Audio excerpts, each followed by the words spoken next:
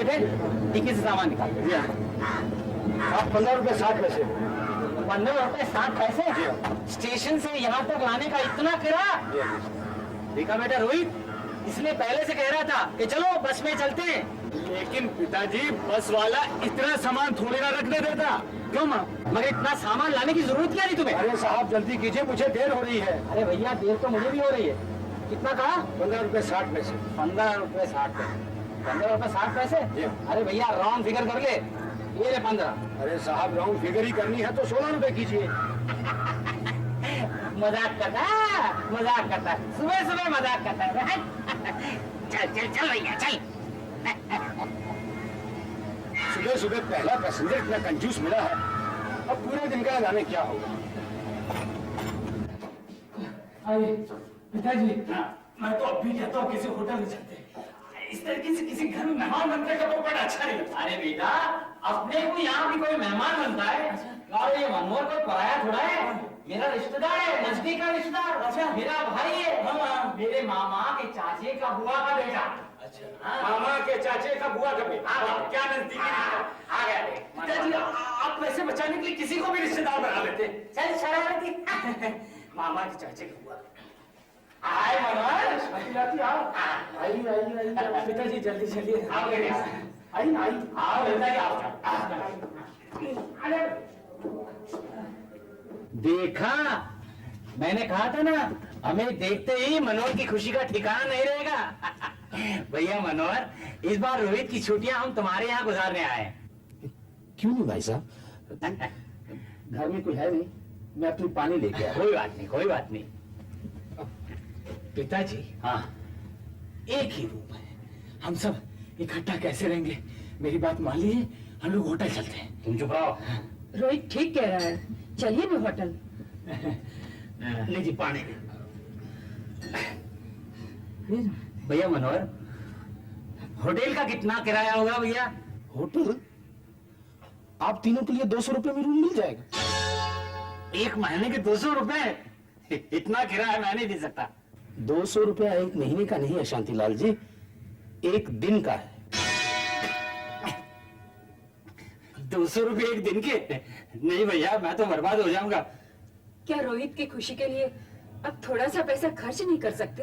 अरे उसकी खुशी के लिए तो यहाँ आया हूँ, लेकिन दिन के 200 नहीं। परेशान मत होइए शांतिलाल जी, मैं आपका काम बहुत सस्ते में करवा दूंगा। अच्छा, हमारे पड़ोस में प्रोफेसर कृष्णकांत जी रहते हैं, वो घर में पेइंग गेस्ट रखते हैं। हाँ। मैं आपका इंतजाम वहां करवा देता हूँ। अच्छा, मगर सस्ते में हो जाएगा ना? जी बहुत ही सस्ते में हो जाएगा। अरे फिर देर काहे की, चलो चलो चलो। 8 और 5 13, 13 10 30, 30 2 25, 25 4 29, 29 2 पिताजी? 25। ये आप क्या लिख रहे हैं? इन दिनों का हिसाब लिख रहा हूँ बेटे। बेटे, बहुत खर्चा हो गया। पिताजी, कुछ दिनों के लिए तो ये आंकड़े भूल जाइए। इतने पैसे बचाकर हम क्या करेंगे? भगवान का दिया हमारे पास सब कुछ है। बेटे, सोच समझ कर न चले तो भरे पैसों के कुएं भी खाली हो जाते हैं। बूंद बूंद से घड़ा भरता है, और इस पैसे को कमाने के लिए मुझे बहुत मेहनत करनी पड़ी है। हाँ पिताजी, आपने क्या मेहनत की? आपने सारा पैसा ब्याज से कमाया है। अबे हट शरारती, उसमें भी दिमाग खर्च होता है ना। हाँ? खैर छोड़िए, ये बताइए कि हम लोग घूमने चल रहे हैं कि नहीं? घूमने?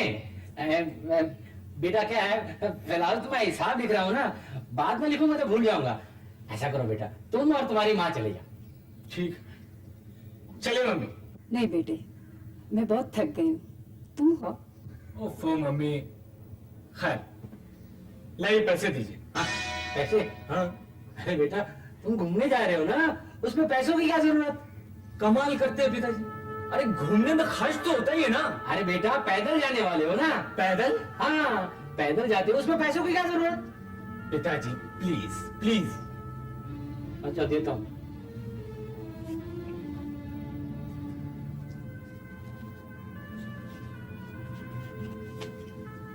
ये ले 5 रुपए, और वापस आते जितने बचे उतना मुझे दे देना, समझे? वापस दे दो। हाँ, ये 5 रुपए। ये चाहिए तो रख, उससे ज्यादा नहीं मिलेंगे।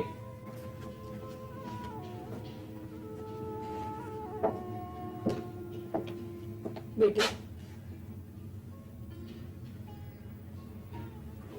ले बेटे, ये 20 रुपये ले। थैंक यू मम्मी, तुम कितनी अच्छी हो। Thank you. अब मम्मी, जब मैं कमाने लगूंगा ना, तो दुनिया की हर खुशी लाकर तुम्हारे कदमों में रख दूंगा।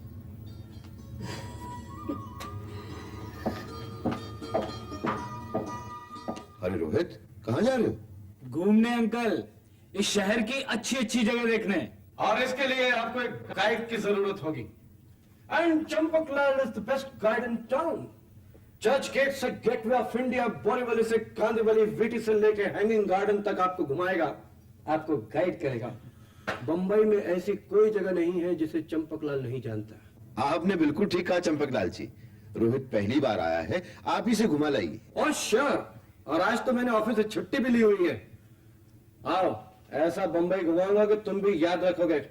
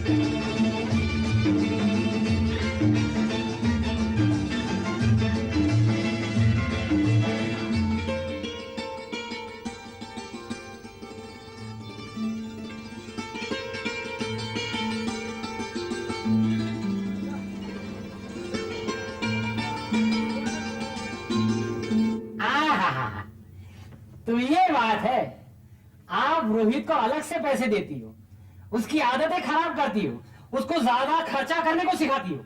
लेकिन पिताजी, तुम चुप रहो और कान खोल के सुन लो कि आज से मैं जितने पैसे दूंगा उतना ही तुम खर्चा करोगे, उससे ज्यादा एक पैसा भी नहीं, समझ गए? ये लीजिए, आप इन्हीं में रख लीजिए। अब अगर मुझे घूमना होगा तो पैसों का इंतजाम मैं खुद कर लूंगा।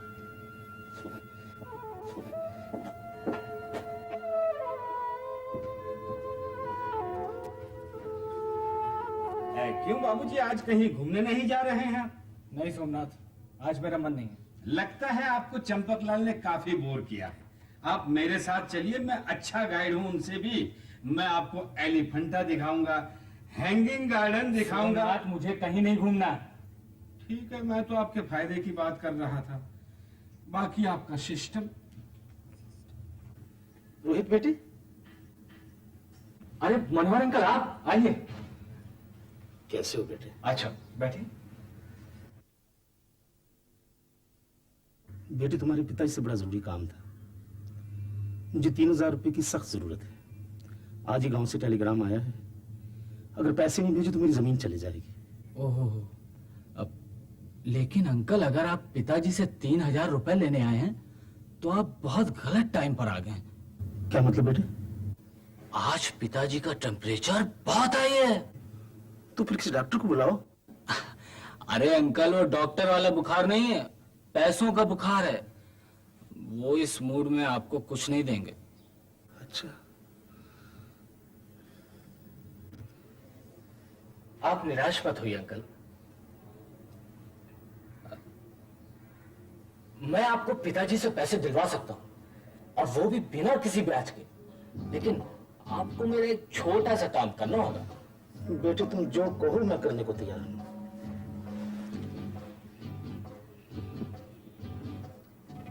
ललिता, मैं बाहर के कमरे में बैठा हूं। अरे भैया मनोहर, बहुत दिनों के बाद भैया कब आए? अभी आया। आओ, बैठो बैठो बैठ। एक बहुत ही जरूरी काम से आया था। अरे बोल भाई मनोहर, ऐसा क्या जरूरी काम पड़ गया तुझे? ऐसा है कि 15-20 दिन के लिए मुझे 5,000 रुपए की बड़ी सख्त जरूरत है। 5,000 रुपए? भैया मैं तो मुंबई में थोड़े दिन घूमने आया हूँ, इतने पैसे मेरे पास कहाँ से होंगे? नहीं, ऐसी बात नहीं है। आप कहेंगे तो मैं ब्याज भी दे दूंगा। 15 दिन के लिए 1,000 रुपया ब्याज दे दूंगा। 15 दिन का 1,000? मनोहर, तुम तो अपने आदमी हो, मेरा खास रिश्तेदार, तुम्हें थोड़ा इनकार कर सकता हूँ। ले भी।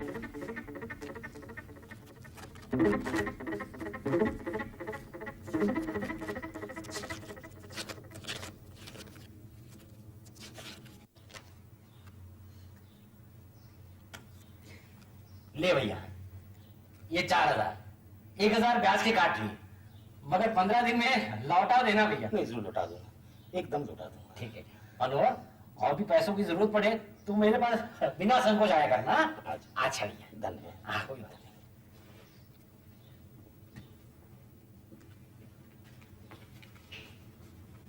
ये लो तुम्हारे 1,000 रुपए।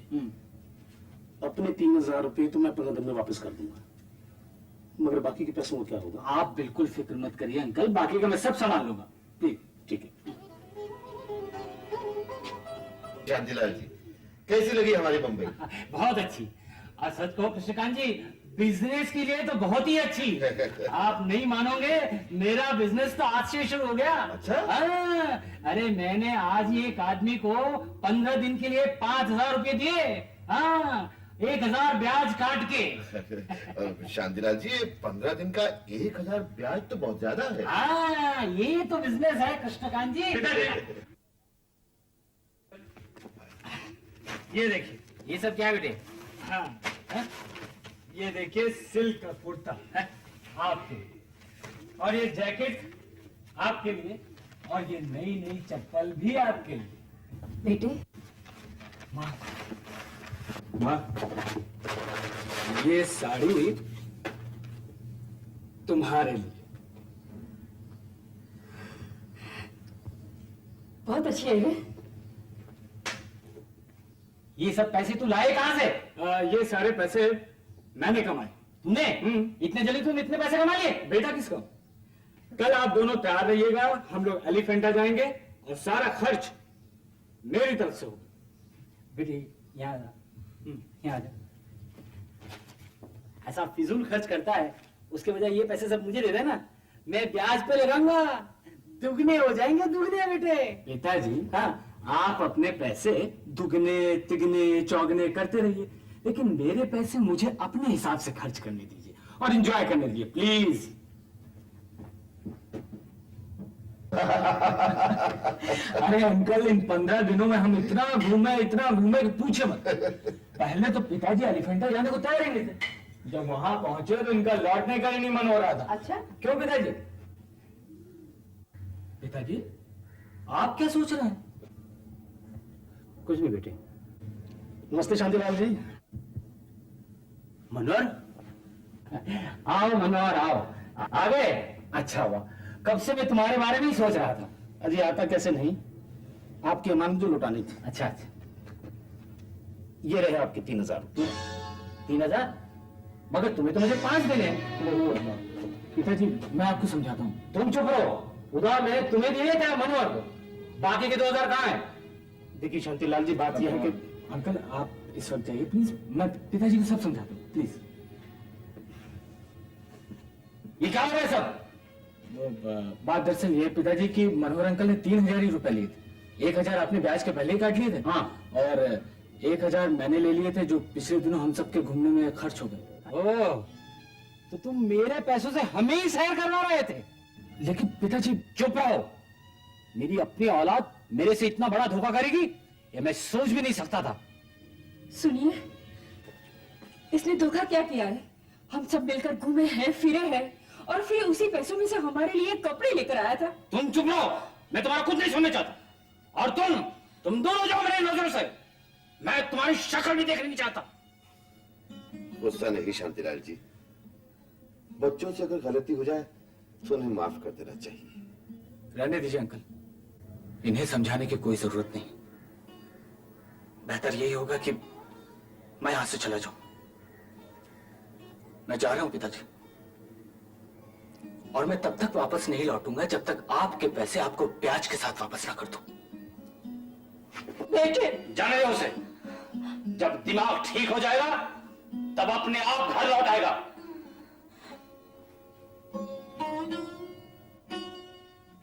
हाय वे, क्या बात है?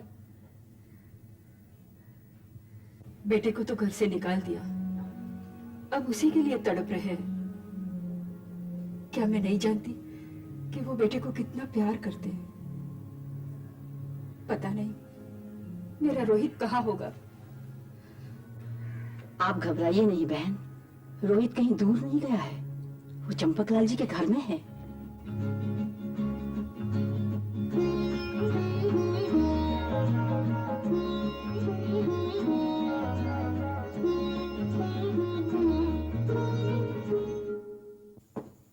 कृष्णकांत जी, कृष्णकांत जी। क्या हुआ चंपकलाल जी? प्रोफेसर साहब, बहुत बुरी खबर है। क्या हुआ चंपकलाल जी? रोहित का एक्सीडेंट हो गया है। क्या? रोहित बहुत सीरियस है, चंपा उसे हॉस्पिटल लेकर गई है। अभी उसका फोन आएगा तब पता चलेगा कि वो लोग कौन से हॉस्पिटल में है। चंपकलाल जी, जल्दी पता लगाइए मेरा रोहित। हेलो, हाँ हाँ, कौन सा हॉस्पिटल में है? अभी तक बेहोश है। ओह माय गॉड, ऑपरेशन करना पड़ेगा। अच्छा तुम वहीं पर रुको, हम लोग अभी आ रहे हैं। सीरियस ऑपरेशन है, इमरजेंसी केस है। कृष्णकांत जी, प्लीज कुछ कीजिए, मैं यहाँ बिल्कुल अजनबी हूँ। यहाँ के बड़े डॉक्टर को बुलाइए, मगर मेरे रोहित को बचाइए। पैसे की परवाह नहीं है, मगर कुछ कीजिए। बाबूजी, अगर पैसा जिंदगी खरीद सकता तो कोई भी अमीर आदमी नहीं मरता।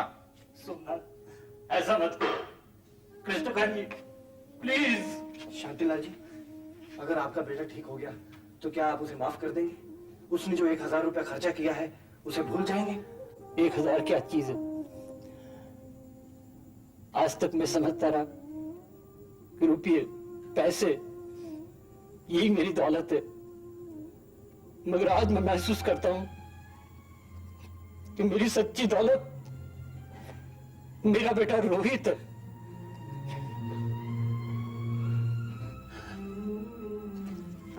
रोहित, बेटा रोहित, तुम ठीक तो हो ना? हाँ बच्चे, बिल्कुल ठीक हो। तो बेटा फिर ये सब क्या है? पिताजी, मुझे माफ कर दीजिए, मुझे माफ कर दीजिए पिताजी।